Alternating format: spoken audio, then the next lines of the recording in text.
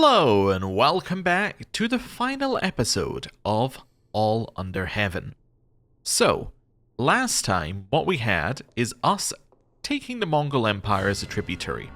And that is where we have ended our basically placed section of this campaign.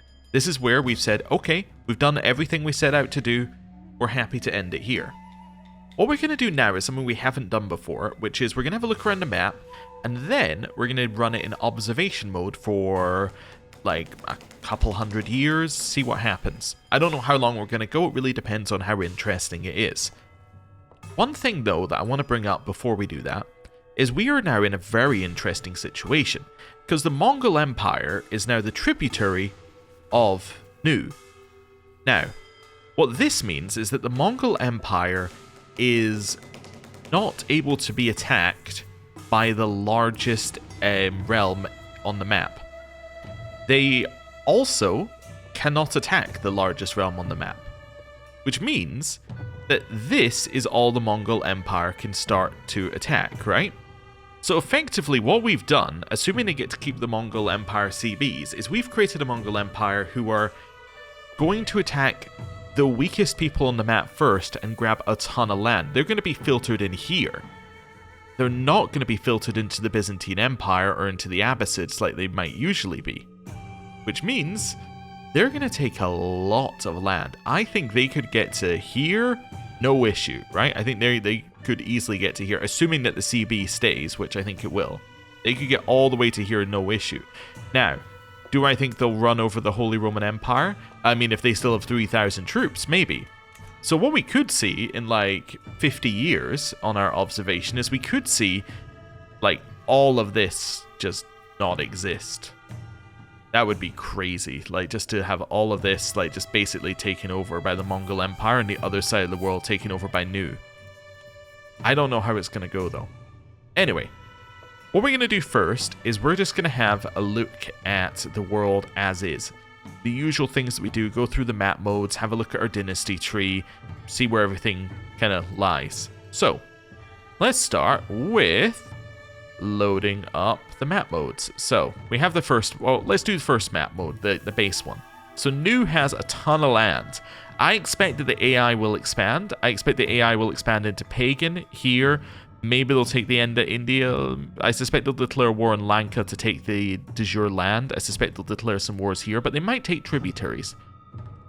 In fact, the AI is probably going to be much more likely to take tributaries than I was, so yeah, they might declare wars when they might not, but I also expect them to go to war with the Byzantines. I think that that is incredibly likely.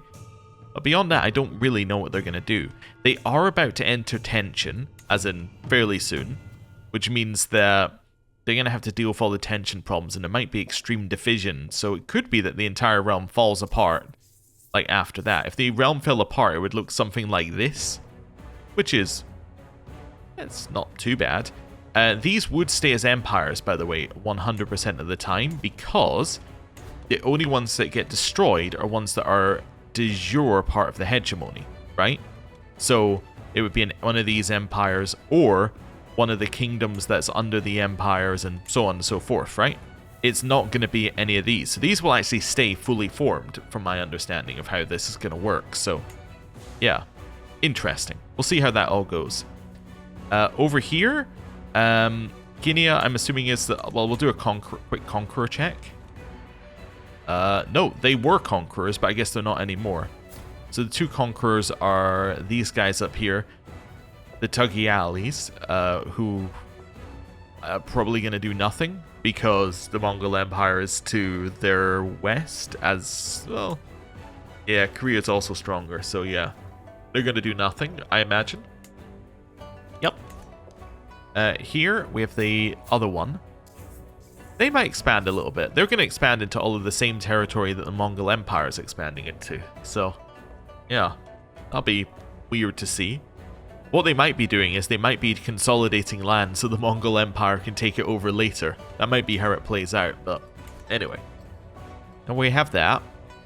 Yeah, so this is all pretty standard actually down here. Nothing is too crazy. This is not too crazy either. I think I turned off all the struggles, I think, for this playthrough. I'm not sure. Yeah, because it would show me a struggle. So yeah, I think I turned them off. So yeah, this is just staying as it normally is. France. France is fairly strong. Yeah. They're just kind of like solidly strong. Yeah. Okay. Papacy, also relatively strong. So there could be a crusade at some point for some land from somebody.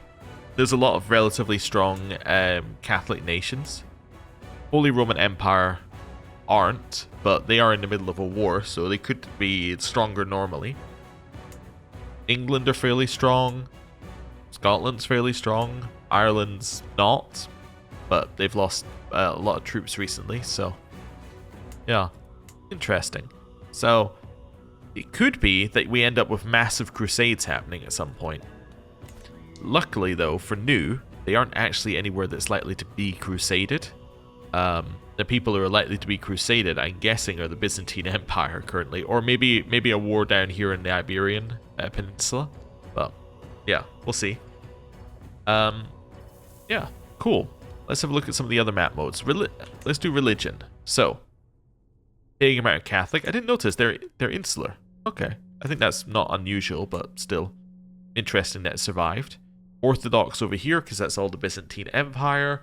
Huge amount of Tengri and Turmic. Still a bit of Ukanusko that's migrated north. Okay. Yeah. Oh yeah, the Zoroastrian faith is like thrived in this one. Like it's huge. Okay. Oh. Also, is this one not usually down here? Yeah. Wait, how did this one migrate? Yeah, I guess there must have just been somebody who got the land up here at some point and then just decided to convert. Oh, that's recent. Wow. Within the last 38 years that happened. Ah, it came from the mother. I see.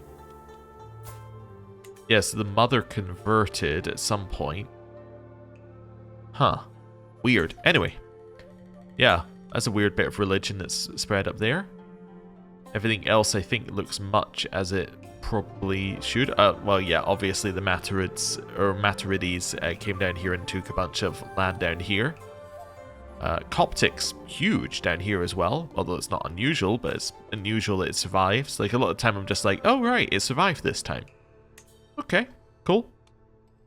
Cultures, this is going to be much where they are on the start of the map, because the AI is really not very good at spreading culture. Because it takes a long time, but there you go. There's the culture map mode. Can't see anything crazy. Well, I mean, there's a lot of Mongol up here, which I think is expanding due to the Mongol Empire, but beyond that, yeah. Not really anything exciting to look at, honestly. What's going on over here? Ah, okay, it's just a hybrid culture. Okay, cool. Ferguson? Oh no, that I guess is meant to be here. Okay, I was just curious, but yeah. Alright. Next, houses. There's all the houses, but we can do this now. Be like, ooh. Oh, is that house, Jal? It's not the house Jal, it's a different one. Okay, that's the one that has 8 living members, not the one that has like 250 living members. Okay. Oh, there's house Jal. Nope, that's a different house Jal. Okay. Cool. There's some U in here, so that's the bits that we hold. But yeah, actually no other U other than us that I can spot at a glance. Okay, cool. Right, what else have we got in here? Development, we didn't really put much of an effort in, but development appears to be centralized around university, which would make sense. Papacy has some things that make it get a lot of development very quickly, as does Constantinople. So yeah, they're all basically centered around the places that you would expect them to be centered around. Right. Next, we have control. That's not really that interesting. Not a lot of control up here, a lot of control down here. Next, economy and buildings. Yeah, I mean, it's kind of what you expect. I think the Silk Road probably means that economy is going to mostly be centered around here anyway, but the nomadic stuff means that, yeah, they have basically no economy anyway, so it doesn't really... Like, this is basically going to be how this looks in most games. Next map mode. We have diplomatic relations. That's not exciting.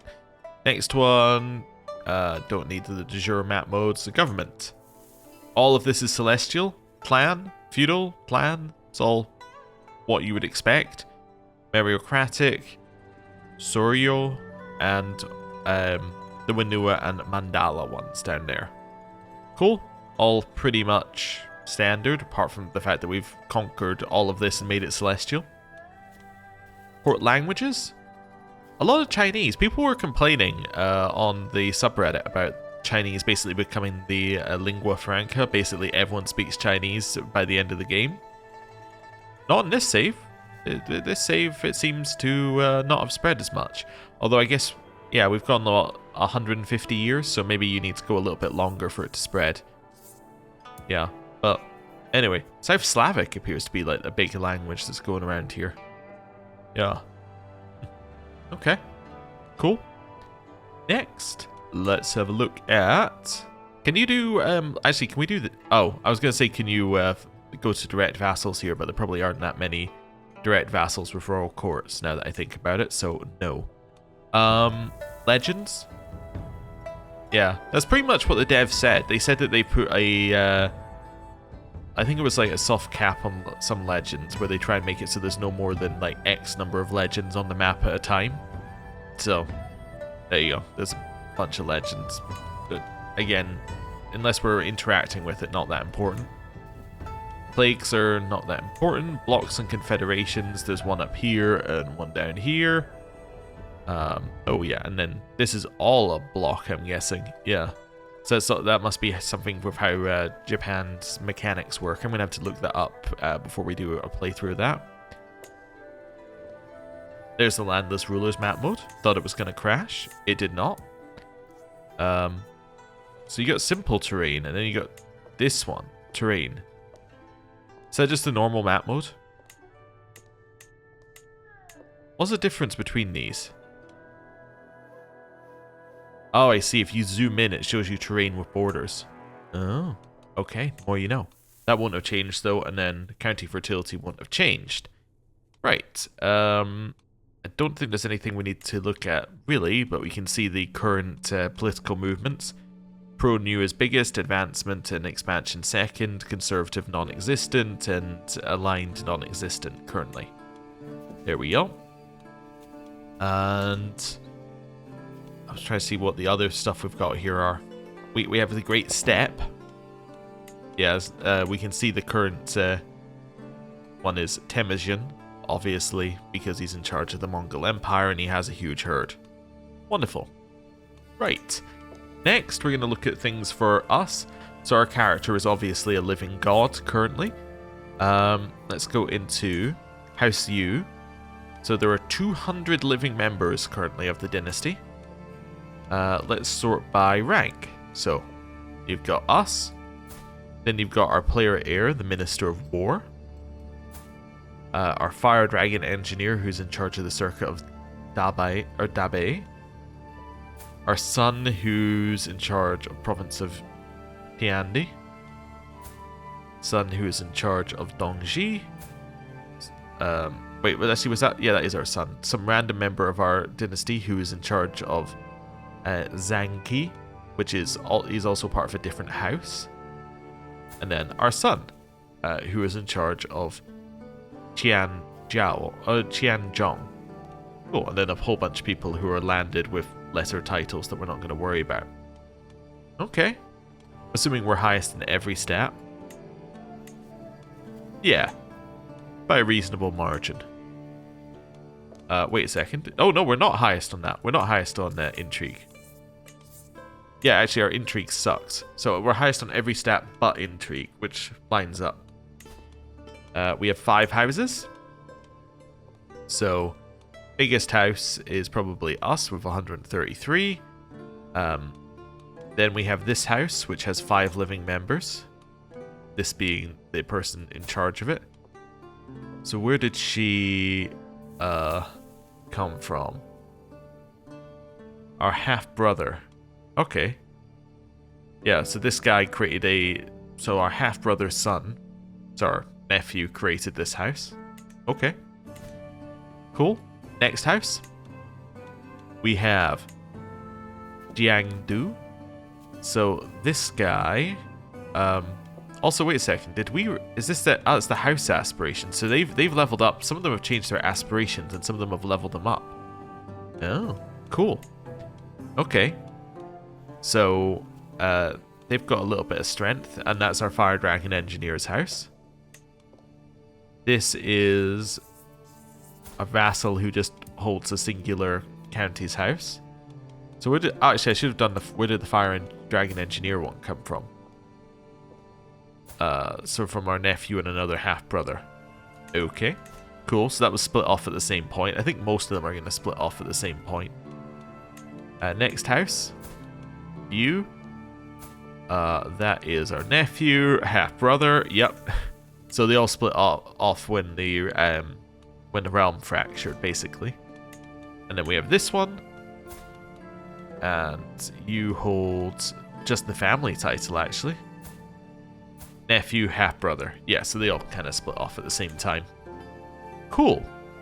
Alright. Oh, yes. And then we have house relations, of which there are way too many. This needs a better, like, search or something. This is insane. Yeah, you would never use this. Like, maybe you would use this at the start of the game if you were playing, like, a campaign, like, or one of our previous ones, where we were just over here... We were focusing on just one or two houses, and you were very, very, like, focused. But if you ever, like, you're never going to use it as part of the, like, if you're in charge of China, right? It's just never going to make sense, because you have too many family members, and they all can get their own, like, relationship with everyone else. Yeah, and it also shows you neutral. So, if it shows you neutral, oh, that's because it's decayed, I see. Okay, so it went up and then it decayed. So you have to keep the relationship going. Okay. Yeah. Cool. Anyway. So that's that. Oh, and... legacies. There's our legacies that we had. And then the last bit we have is going into this. The Dynasty tree. Alright. So there's the dynasty from us. This is just our character. These are all of his children. What's this one? Our half-brother, for some reason, gets his own little bit on here. Can I go back one? Yes. Okay, so this is our father. So this is all of this. Wow. That is a very flat dynasty tree. That would be the way I describe it. Like, very, like, not a dynasty that's lasted for many, many, many years. Just a dynasty tree that's literally, like, goes 1 generation, 2 generation, 3, stop. Right? That's kind of cool. Okay, and yeah, he was the start of the dynasty. Cool. Even in death, his stats aren't that bad. Right. So, now we've had our look around the map. Let's go and put ourselves in observation mode. I'm going to figure out how to do that and put a cut in the video. Okay, I've figured out how to do that. Which was, you go to switch character and you switch to the observer. Okay, so, let's start by jumping forward. We're going to jump forward 12 years. The reason we're going to go 12 years is because that puts us on 1225, and that's kind of nice and even-ish. It feels better. Anyway, let's go.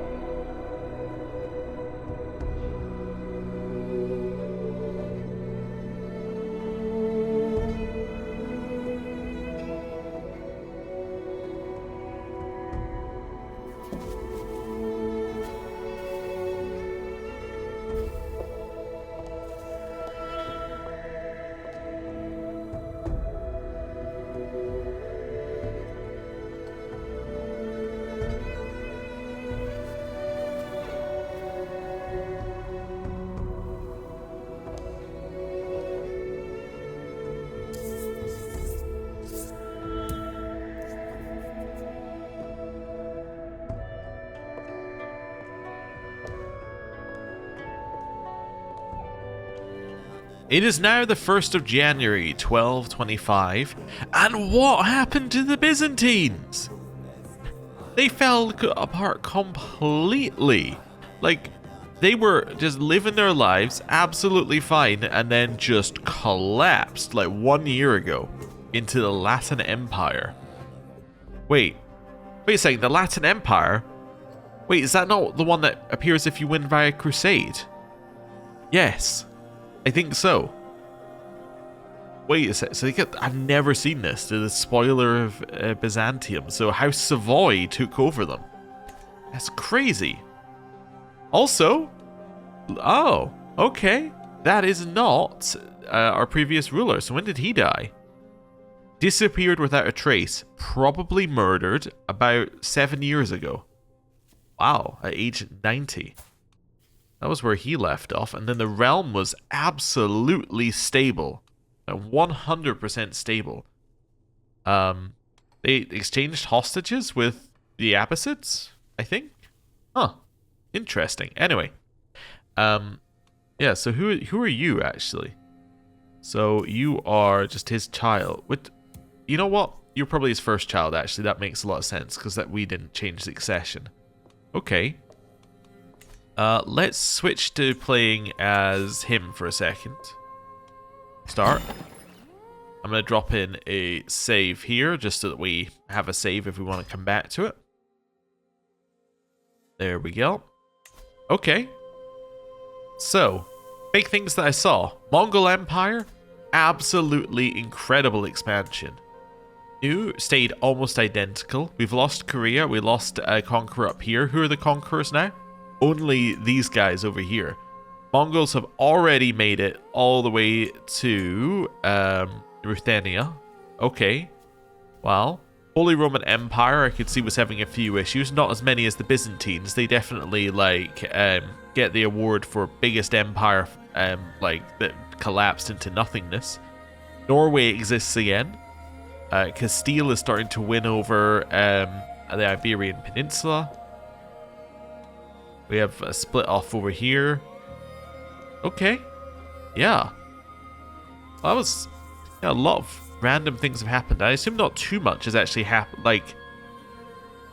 Not too much crazy has happened. It all basically followed the pattern that we were expecting. He's not quite top level legitimacy, but he's getting there. He's probably held his coronation already.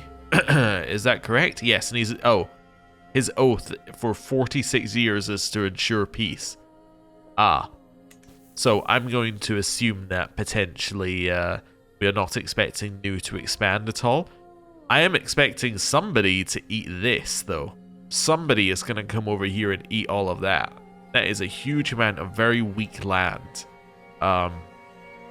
It's got to be either the Mongols, the Holy Roman Empire, or the Abbasids, right? Like, one of those is going to take that land. Okay. What is this horrible color up here? Okay. They've got the most, green that's ever existed. Okay. Cool. Well, that was only 12.5 years. I say that what we do now, we double it. Let's go 25 years. So, back to observation mode, and we'll go 25 years.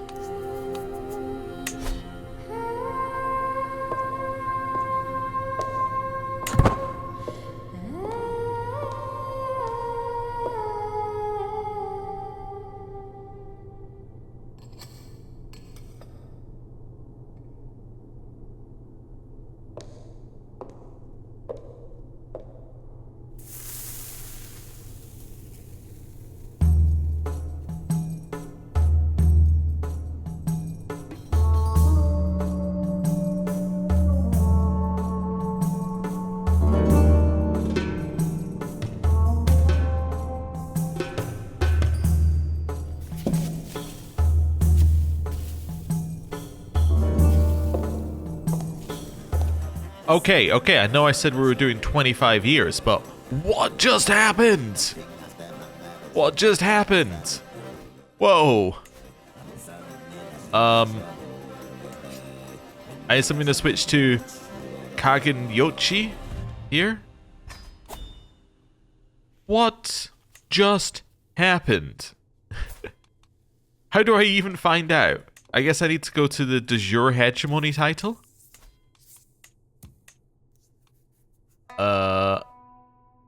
Okay, so Daji held it. He had the hegemony. Then it was destroyed. I guess they just lost a war against the Mongols, and then that's it. Ah, I see. He might have been captured. Yes, he was captured. So they just like got captured in war, and then all of a sudden, China's no more. All right. Also, they are currently at war with the Abbasids. All right. Well, this is a terrifying empire. 106,000 herd, 95,000 troops. Terrifying. Okay. Well, back to observation. Let's go another 18 years then.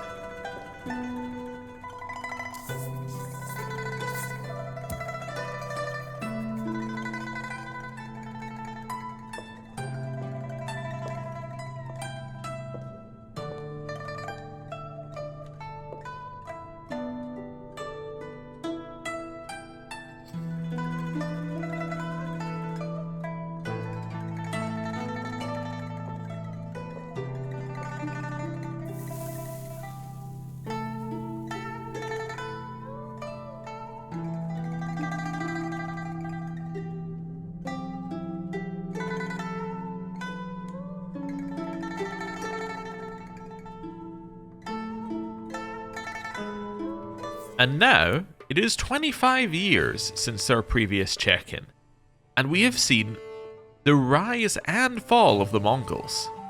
Let's jump into a character and have a look around.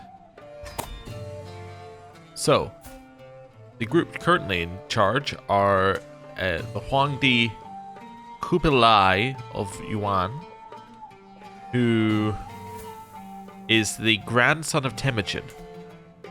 Okay. He's currently in the Conquest era. So Conquest is after a foreign power has conquered China. Ah, okay. Well, that makes a lot of sense then. Okay. Cool. Also, the answer to who took over the Byzantines was apparently Wallachia. Good job to them, I guess. Although they are losing a war and the Latin Empire may take some of their land. But anyway, good job to them for now. Holy Roman Empire's got his strength back. France, I noticed, lost some land to England at some point there. Okay. But yeah, big story. Definitely what's happening over here.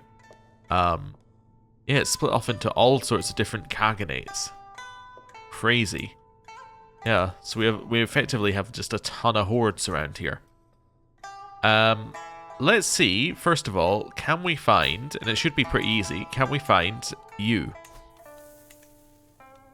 So current house head of House U is the Minister of Works in Yuan. So it's still around. Definitely still around. Let's go living members by rank. So one is the Minister of Works. One from a different house is the Ministry of Rights. Although there's now 23 houses, it is split into a ton of different houses. Okay. We have Dalem is held by a member of our dynasty. I'm trying to figure out. So that's Shi Chuan there. Loman's held by us. Persia's held by us. Bihar, Bengal, Jiangzhong still held by us, and then a whole bunch of duchies. Like, okay, crazy number. That's cool. It's definitely cool. So, what are we expecting to happen? Well, let's actually do some more looking around the map, then we'll do a what we're expecting to happen. So, religion map mode's gone crazy over here. It is fractured completely into a ton of different religions. Over here, it's consolidating into Catholic. But yeah, over here, it's fractured completely. Culture. Yeah, it's now all over the place. Okay. Houses. There's houses. Split it up a little bit if we want to as well, but yeah, still a lot in Temujin's house. Okay, cool. I did see something happened in Japan. It changed color for a couple of years and then came back, but don't know what that was. Development. No, it's much the same. Economy, much the same.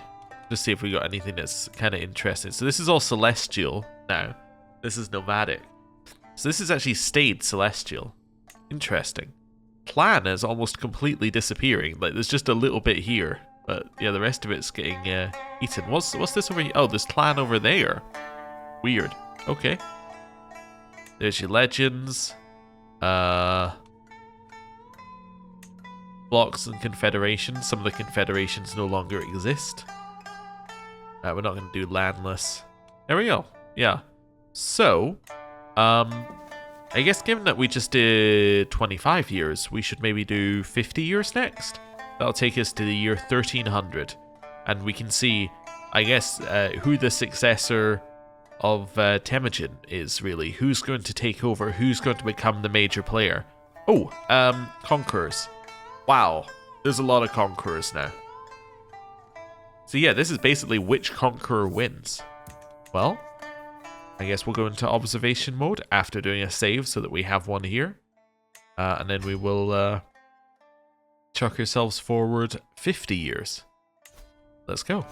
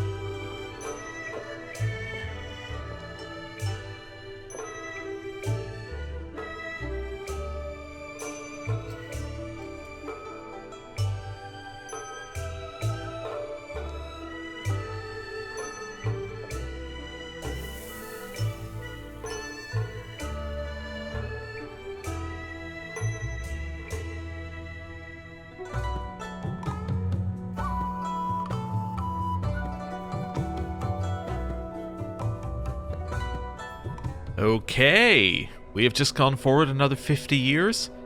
I think this one is the rise of pagan as a major power. I didn't see it happening. Alright, let's jump in and see what's going on. I guess I'll jump in as... Oh, we'll jump in as... Oh, I didn't notice that Chagatai actually took this at the last second. Oh, wow. They're about to recreate China again. Okay. So we'll jump in here.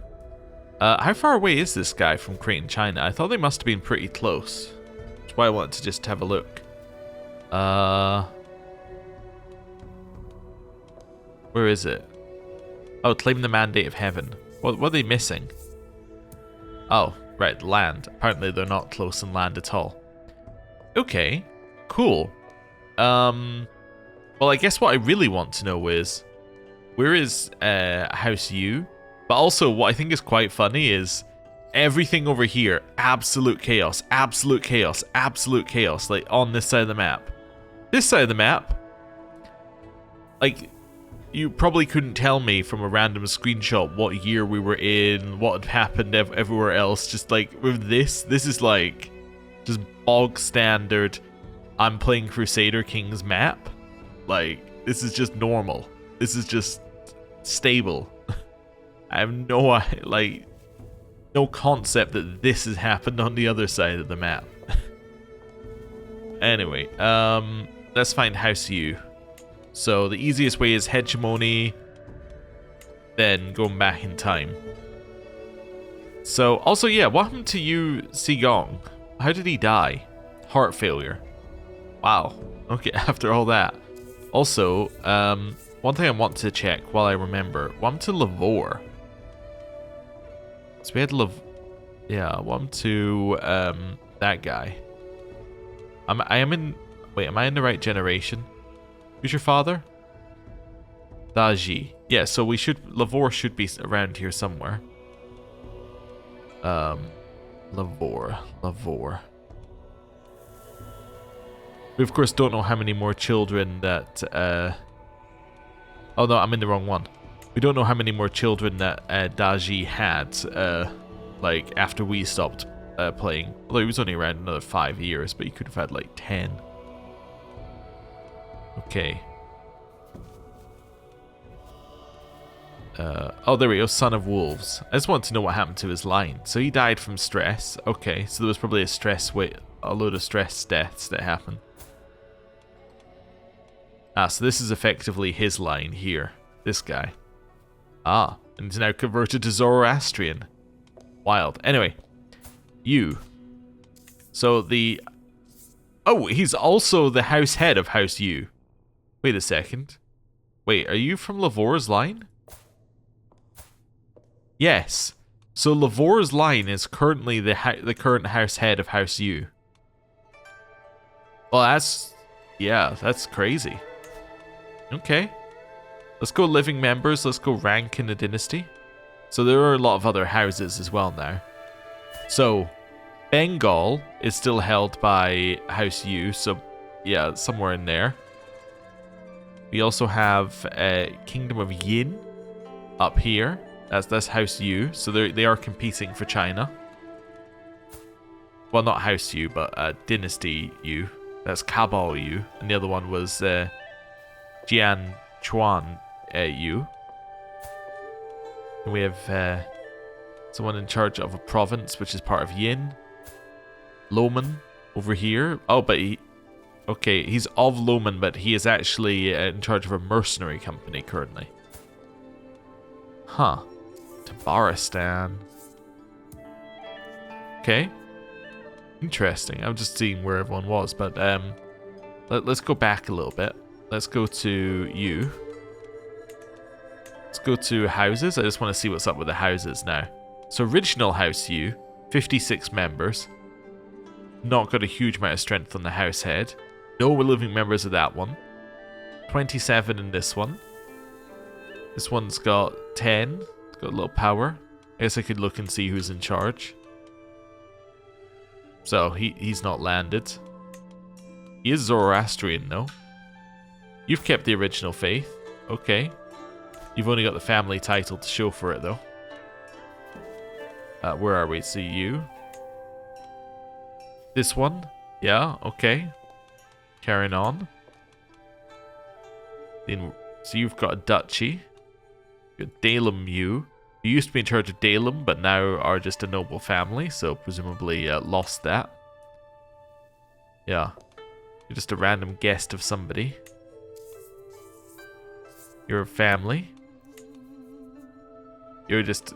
top one is just family again on this one. You've got the Kingdom of Bengal. Yeah, and you converted to a different Buddhist faith. You... Xizhong has the prefecture of Wenzhou. Okay. Huh. Again, just going through these, seeing if there's... Oh, this one created and died out. That's Baghdad, you. So I see... Yeah, so you're Ashari. So they're absolutely everywhere. That's another different religion. Okay. That's a couple you. There. You're the only living member of your house. This one, what's the skull? Aspect of destruction. It's a Mandela aspect. Oh, because, okay. So you must be... Yeah, so you're somewhere down here then, presumably. Oh, there are a lot of houses. Okay, where were we? So we're here. Yeah, you've just got family title. Yeah, you've got a family title. Family title, but you're heir to some things. Another Mandala realm. So there must have been like a spin-off that went down here at one point. Yeah, so it's just another family title. You're Tengri. Okay, in Taparistan. So it's weird actually that's the first Tengri one we've seen, given that they were taken over by the I'll get there eventually. They were taken over by the Mongols, so it's weird that that's the only Tengri one. Yeah, that's another celestial one somewhere. Another celestial duchy. And just a family title. Okay, so who is the... which one is the most living members? I'm assuming that must be the original. Yeah, and then the closest are, it's Miklung here. Okay. Cool. Right, oh. Back to you. I just realized it's also Dynasty head as well. Okay. Oh, I can also look at the Dynasty legacies they went for. So a little bit in legitimacy. They finished warfare completely. Okay. Yeah, so they're now finishing legitimacy, basically. Okay. Dynasty tree.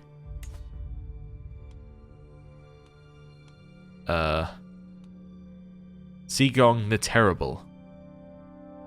Oh, yeah, there's you Dynasty, says. Okay, just seeing where else we've got you. Okay, so if I expand you, and you, so this Xingfang, then, yeah, there's where it goes off from there. So there's one all the way over there. It's starting to loop in places. That's all the members of our dynasty that it's going to show us here. So it went Xingfang, Daji, then it went to Sigong the Terrible. Yeah, so that was him there. But the actual house view as followed. If we go and zoom in slightly. Oh, you were a Grand Chancellor at one point, apparently. Oh, okay. Let's try to find him here. Oh, there you go. Lavor, son of wolves. So this is where the current house view has gone. So it went to you, and then you. So you're now currently the house head. Huh. Interesting. Oh. Okay. Cool. Right. What else have we got here? Religion. Yeah, Catholic is basically strong over here. There's still a little bit of Orthodox, but yeah, this is chaotic. Yeah, there is no main religion. It's all anything. Alright. Culture. Yeah, it's much the same. Much the same. Yeah, the hybrid cultures have come out ahead, but yeah, it's still chaotic. House map. So that is still very much Temujin's house. This changed at one point. Jimena Dennis. Or, sorry. Jimena Dennis? Jimena Dennis?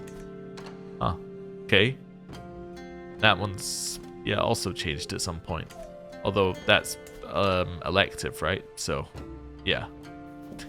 Shouldn't really be surprised that it changed. Huh. Okay. Cool. Next, what have we got? We have development map modes, which again is much what you would expect. Economy, much what you would expect, is not really changed.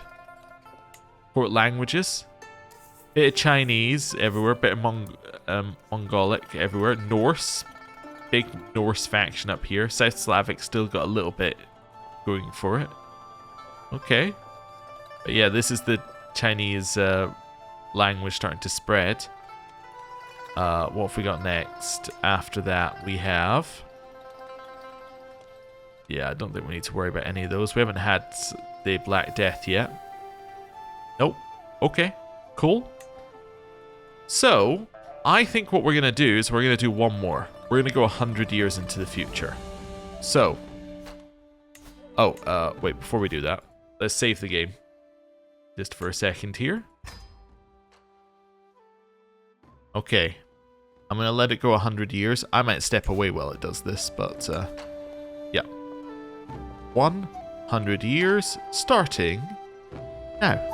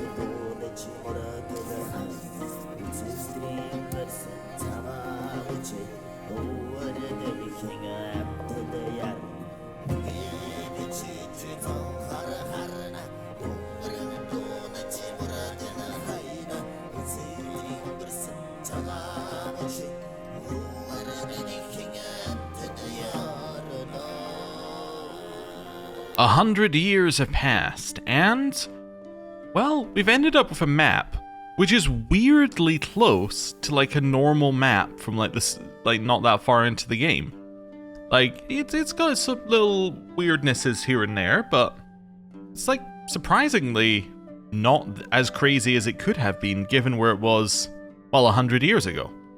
Let's jump in and start playing a character.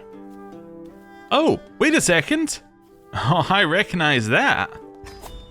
Okay.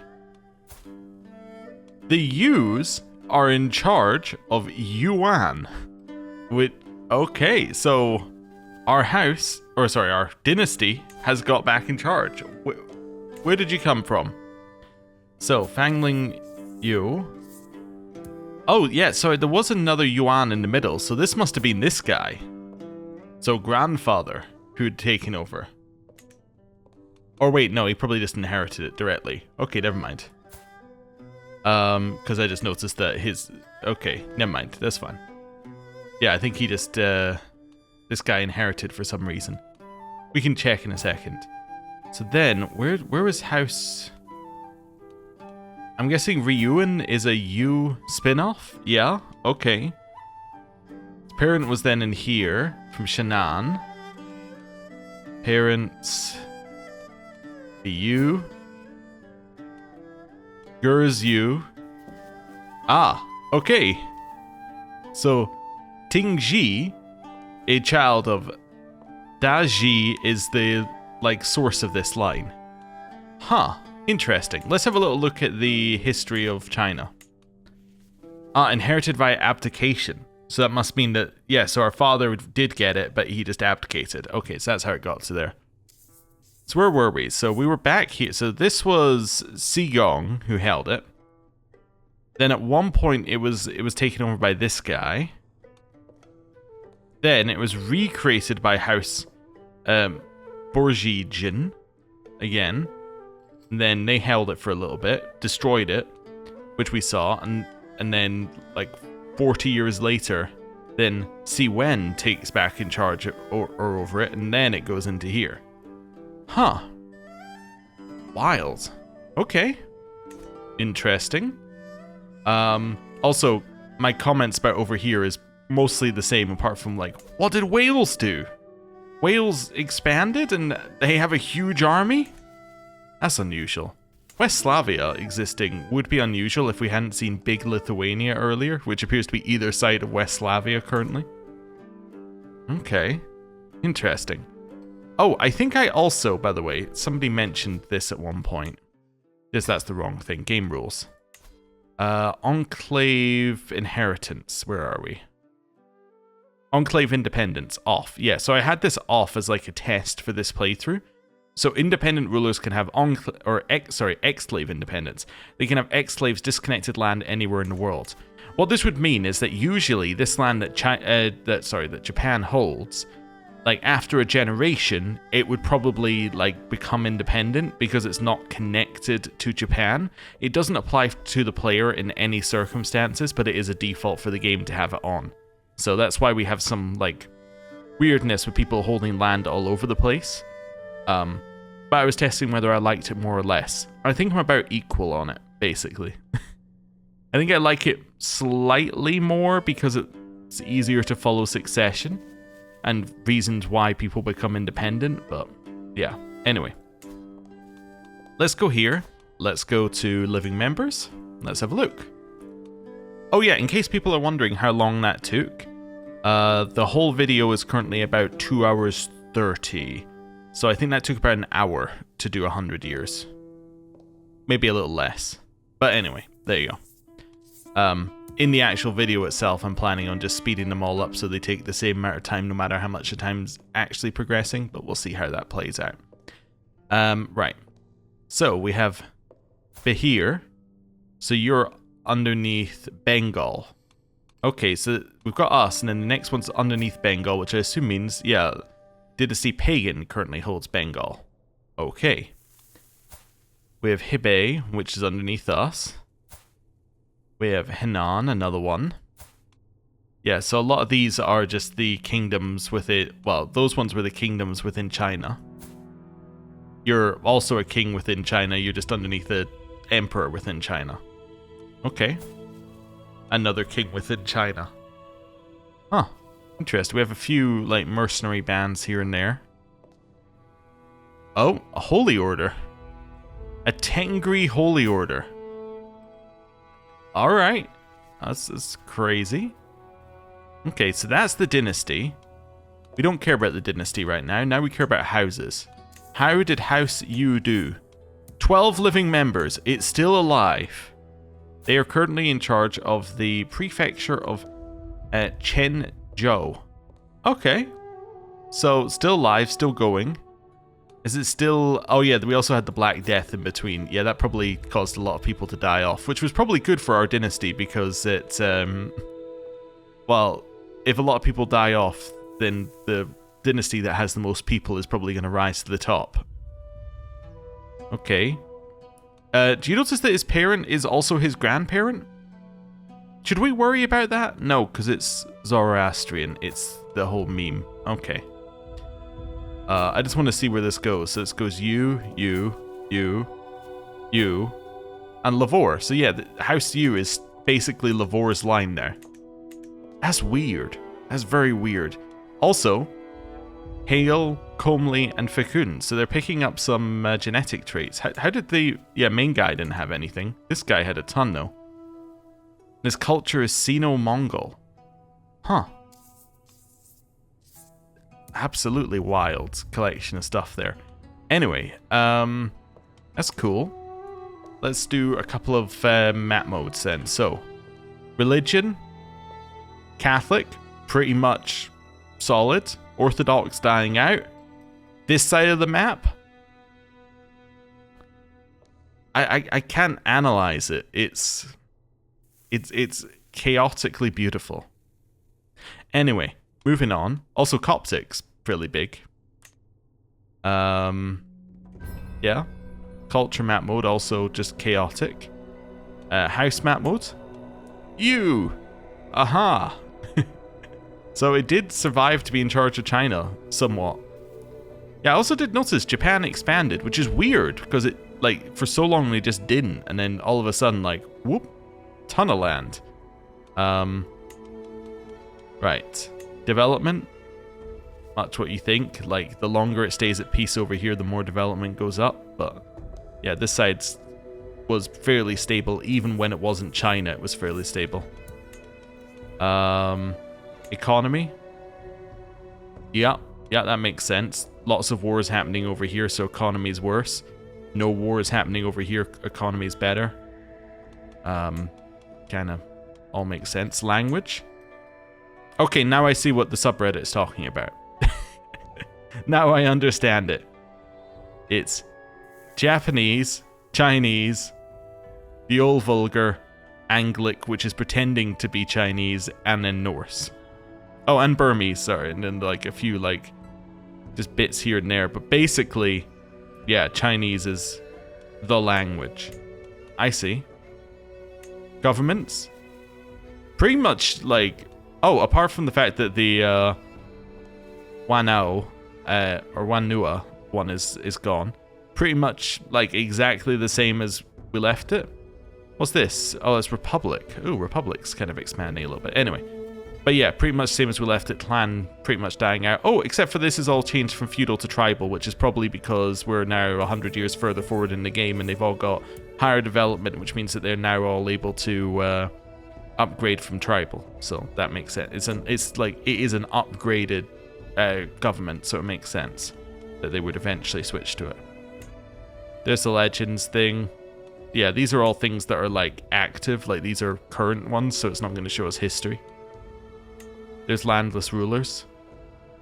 Landless rulers isn't actually... Well, the reason I think this map mode's interesting is not because it's that interesting to look at the landless rulers, but it's interesting to see where they are, right? There's almost no landless rulers over here compared to over here, and that tells you where the wars are, because basically the landless rulers are going to go to where they're being... to where the jobs are, and the jobs are going to be where the wars are. So you can kind of see they're all in China, or in bits that had split off from China, right? It makes a ton of sense. Also, wait, does landless rulers also include families? Oh, it does also include family titles, I suppose, as well. So that's another reason, but... Yeah, I was thinking more like the mercenary companies, but I guess it shows families as well.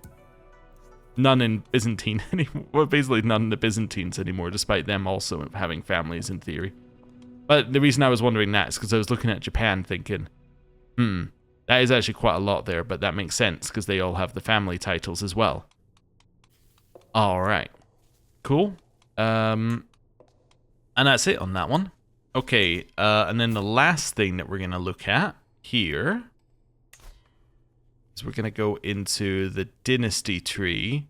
Actually, we're going to go to U. Then we're going to go into the Dynasty tree. Okay. Following it back. Oh, there's Sigong the Terrible. Then Daji. Then Xingfang. So I'm trying to trace it all the way down. So there, yeah. So there's current house head of House Yu. There is Xingfang. So like in terms of generations, not that many.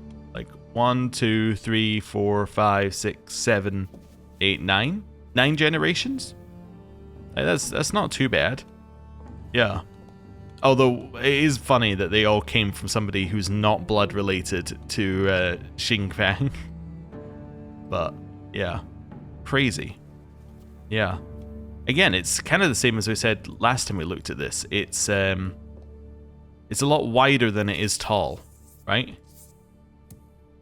Yeah, it's not got like generations and generations of history going as far as you can count. It's got like many, many, many people in every single generation. Cool. Right. With that, we have now reached what is effectively going to be the end of the series now. We are at the proper end of the series. I suppose I should give some thoughts on what I think about the Celestial Government and the mechanics. They're interesting. I didn't hate all of them, right? There are some mechanics I thought were okay. I think that the examinations are maybe a little bit spammy. I think that there should be options to like automate some of them. Like children's examinations should be automated the same that all your other family members ones are. I know the children take stress, but like who cares?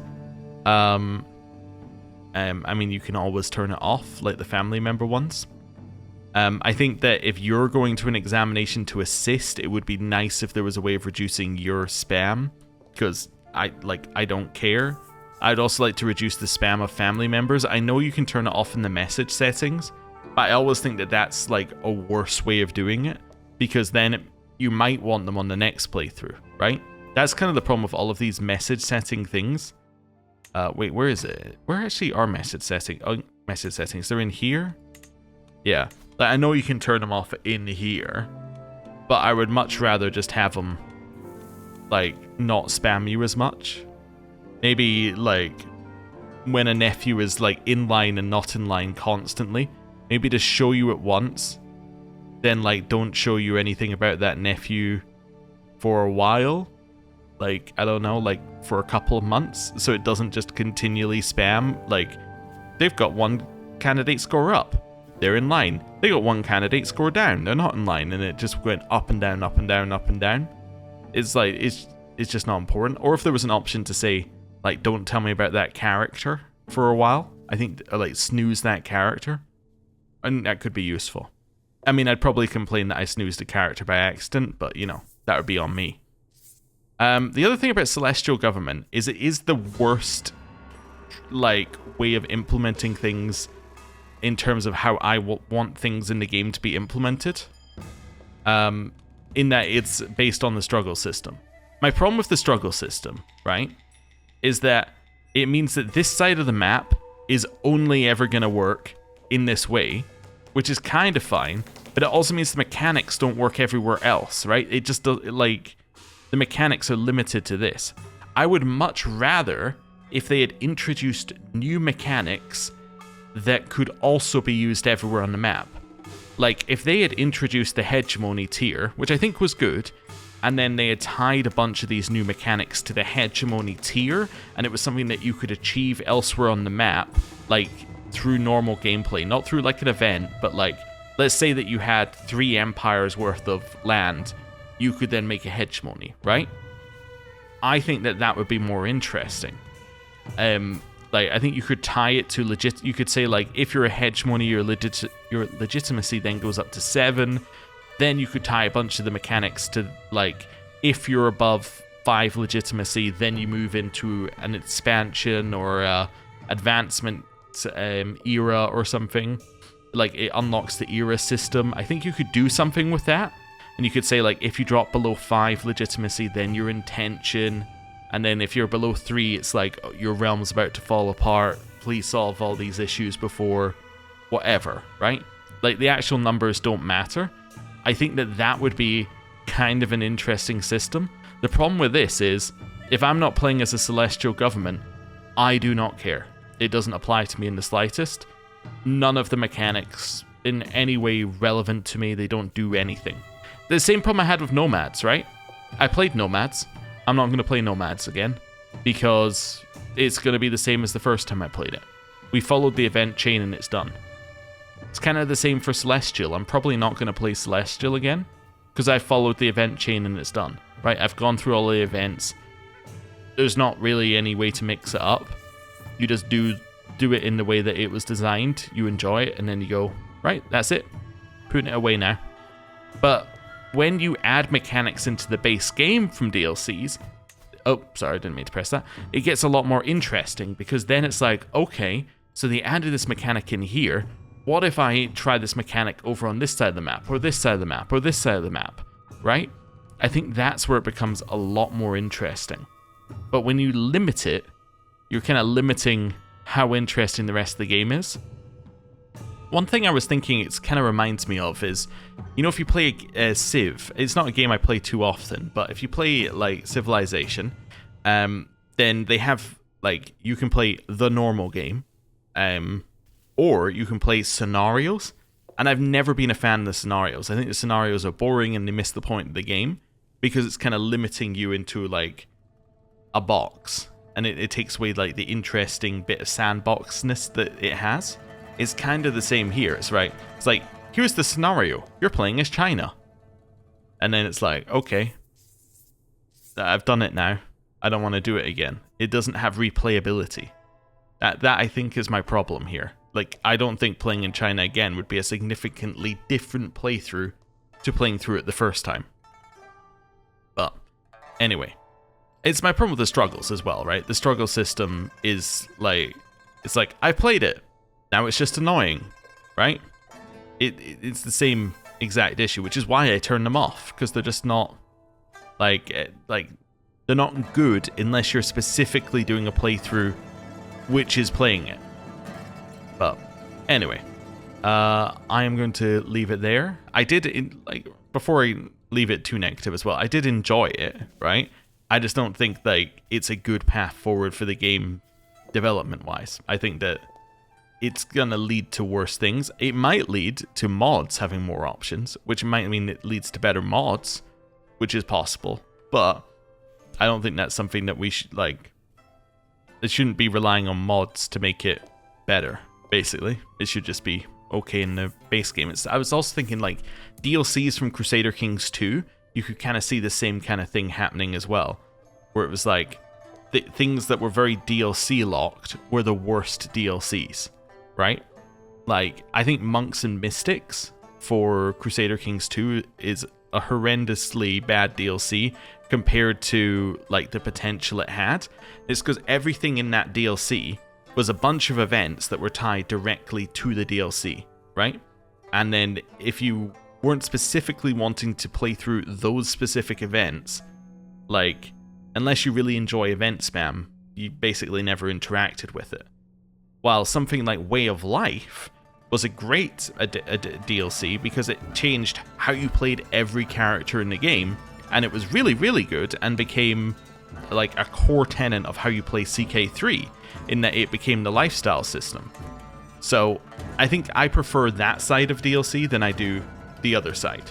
That's all I'm saying. Anyway, going to end the episode here. Thank you very much for watching, and I will see you on the 29th for a new series. So thanks for watching. See you then. Goodbye.